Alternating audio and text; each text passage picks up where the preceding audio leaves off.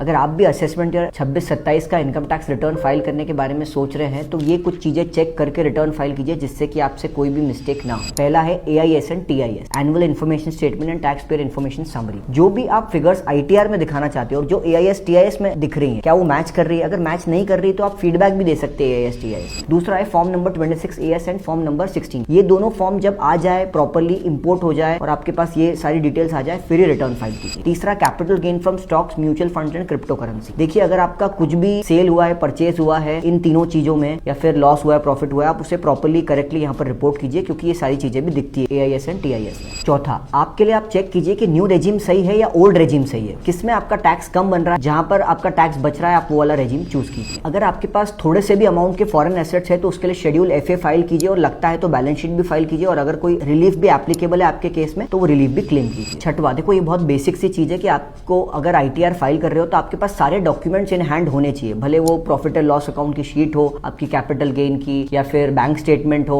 Form number 16 हो, कुछ भी हो, सारे डॉक्यूमेंट्स आपके पास इन हैंड होने चाहिए। फिर ही आप ITR फाइल करने के लिए प्रोसेस कीजिए जिससे कि आपका पूरा प्रोसेस स्मूथली हो। देखो ITR फाइल करने से पहले कुछ मैंडेटरी डिटेल्स भी आप चेक कर लीजिए जैसे फाइनेंशियल पर्टिकुलर्स, GST का टर्नओवर और बैलेंस शीट। ये सारी चीजें फिल और सबमिट करके ही रिटर्न फाइल कीजिए जिससे कि कोई भी एरर ना हो। और 8th पॉइंट बहुत बेसिक पॉइंट है, सही ITR फॉर्म का चयन कीजिए। आपके केस में कौन सा ITR लगता है ये आपको अच्छे से पता होना चाहिए अगर आप ITR फाइल कर रहे हैं। और अगर आप भी इन टैक्स फाइलिंग मिस्टेक से बचना चाहते हो और अपना लीगल रिफंड टाइमली चाहते हो तो ये रील सेव कर लीजिए और ये वीडियो अपने सारे उन दोस्तों के साथ शेयर कर दीजिए जो इस साल ITR फाइल करने वाले हैं।